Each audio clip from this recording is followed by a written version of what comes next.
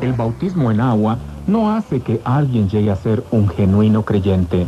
Las personas se bautizan en agua porque ya son genuinos creyentes, no para llegar a ser genuinos creyentes.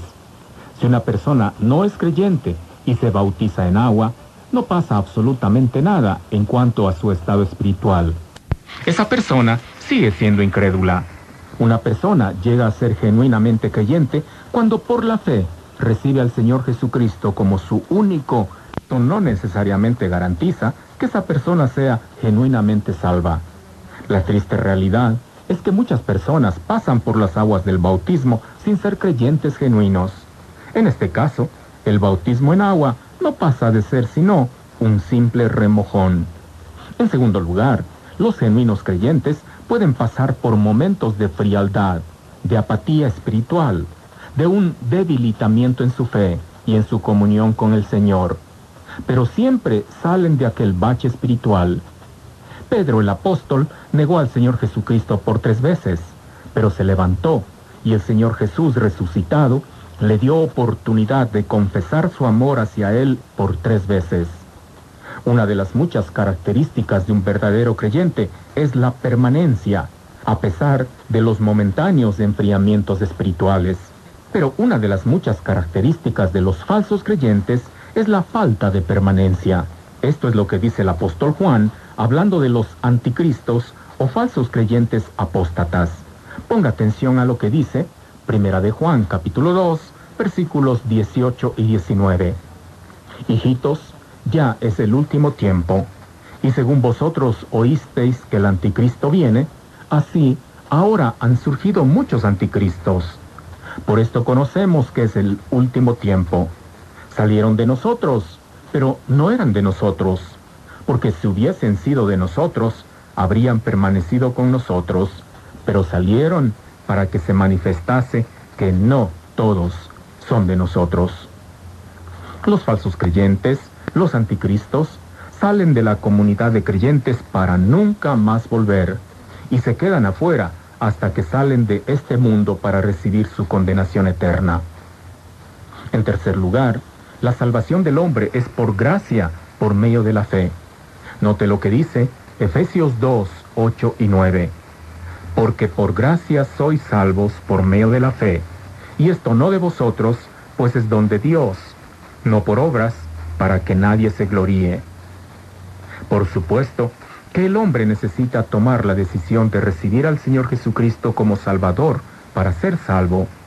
Pero para que eso sea posible, el Hijo de Dios, el Señor Jesucristo, tuvo que morir en el lugar del pecador, y una vez muerto, resucitó de entre los muertos al tercer día. Poco antes de entregar su espíritu en la cruz, el Señor Jesucristo dijo: consumado es, dando a entender que la obra para salvar al pecador estaba terminada. Esto fue una obra de gracia por parte de Dios. Lo único que necesita hacer el hombre para beneficiarse de esta obra de gracia de Dios es depositar su fe en la persona del Señor Jesucristo. Y cuando esto sucede, el hombre se apropia de la obra completa de Dios para salvar al pecador. Esto implica entonces que una vez salvo, el hombre es para siempre salvo, porque está descansando no sobre su propio mérito, sino sobre la obra completa de Dios para salvar al pecador. Por eso es que en la Biblia aparecen textos como aquel en Juan 10, 27 a 30, donde dice: mis ovejas oyen mi voz y yo las conozco y me siguen. Y yo les doy vida eterna, y no perecerán jamás, ni nadie las arrebatará de mi mano.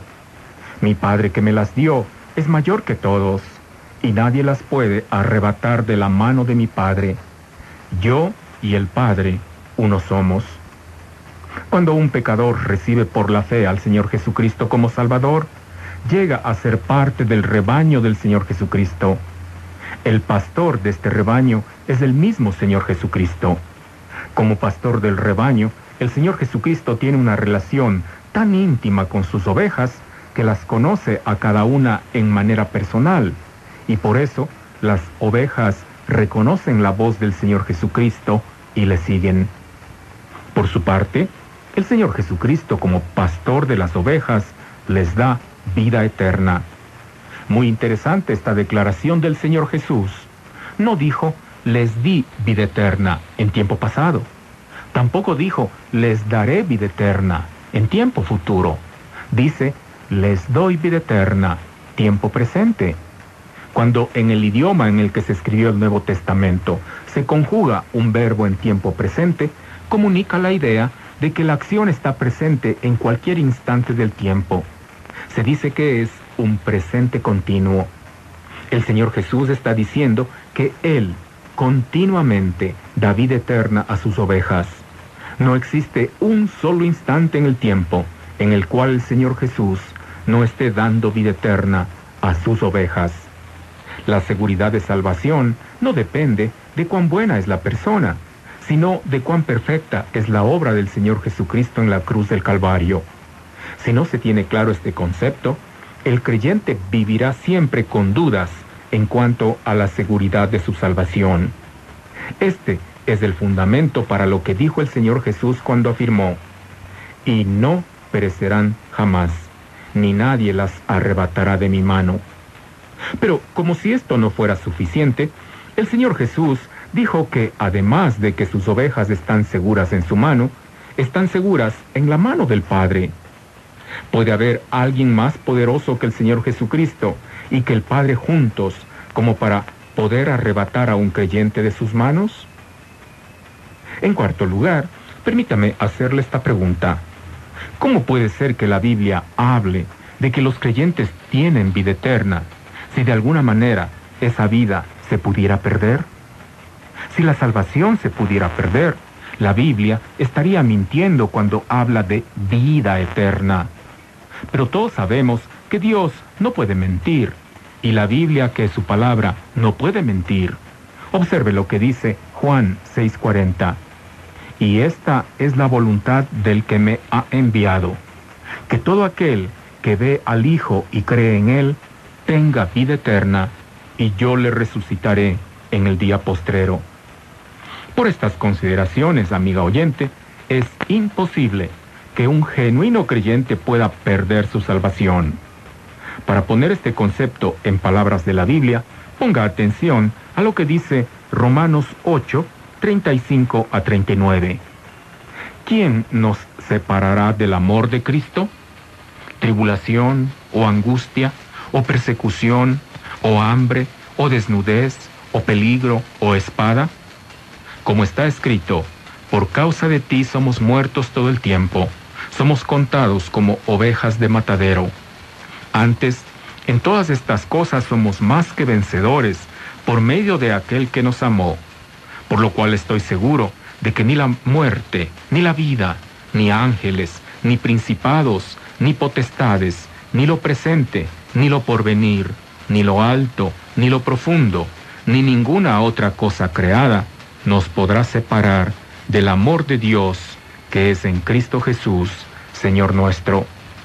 Así que, aplicando todo esto al caso que usted planteó en su consulta, asumiendo que aquel creyente bautizado es un verdadero creyente, aunque por el momento está en una relación de frialdad con el Señor, este creyente tiene segura su salvación.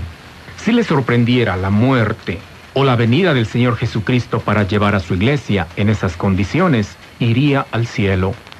La salvación de un genuino creyente no depende de lo que ese genuino creyente haga o deje de hacer, sino de la obra perfecta y completa del Señor Jesús en la cruz del Calvario. Lo que haga o deje de hacer tendrá sus consecuencias en la vida de ese verdadero creyente. Con esto, no estoy de ninguna manera, ni siquiera insinuando, que un genuino creyente puede vivir como le venga en gana, metiéndose en todo tipo de pecado y escudándose en que ya es salvo y la salvación no se puede perder. Note lo que dice Mateo 7, 15 a 23, hablando de los que de labios para afuera dicen que son creyentes, pero en el fondo no lo son, porque nunca jamás recibieron al Señor Jesucristo como su personal Salvador. El texto dice, guardaos de los falsos profetas que vienen a vosotros con vestidos de ovejas, pero por dentro son lobos rapaces. Por sus frutos los conoceréis. ¿Acaso se recogen uvas de los espinos o higos de los abrojos? Así, todo buen árbol da buenos frutos, pero el árbol malo da frutos malos. No puede el buen árbol dar malos frutos, ni el árbol malo dar frutos buenos. Todo árbol que no da buen fruto es cortado y echado en el fuego. Así que, por sus frutos los conoceréis. No todo el que me dice, Señor, Señor, entrará en el reino de los cielos, sino el que hace la voluntad de mi Padre que está en los cielos. Muchos me dirán en aquel día, Señor, Señor, ¿no profetizamos en tu nombre, y en tu nombre echamos fuera demonios, y en tu nombre hicimos muchos milagros? Y entonces les declararé, nunca os conocí, apartaos de mí, hacedores de maldad. El genuino creyente no vive como le da la gana, vive dando buen fruto, vive para agradar a aquel que murió por él. Puede ser que a veces se equivoque y peque y se vuelva apático en su relación con el Señor, pero no seguirá por siempre en ese estado, sino que se arrepentirá de su pecado y se reconciliará con el Señor. Disfrutar de la seguridad de salvación no es equivalente a licencia para pecar, amable oyente. Si de pronto alguien dijera, como yo ya soy salvo y la salvación no se pierde, entonces voy a cometer todos los pecados habidos y por haber, lo único que estaría demostrando es que jamás ha nacido de nuevo y por tanto es un falso creyente. Una persona así no es que ha perdido su salvación, sino que nunca ha llegado a ser salva. Como comentario final, la comunión de un verdadero creyente jamás deja de existir. El pecado afecta esa comunión, pero no al punto de hacerla desaparecer, de manera que no se puede hablar de que un verdadero creyente ha dejado de tener comunión con Dios. No olvide, además, que antes de la segunda venida física y personal del Señor Jesucristo, ocurrirá el arrebatamiento de la iglesia, el cual es un evento privado entre el Señor Jesucristo y los que somos de Él. El encuentro será en el aire, y a partir de ese momento, los creyentes estaremos con el Señor para siempre.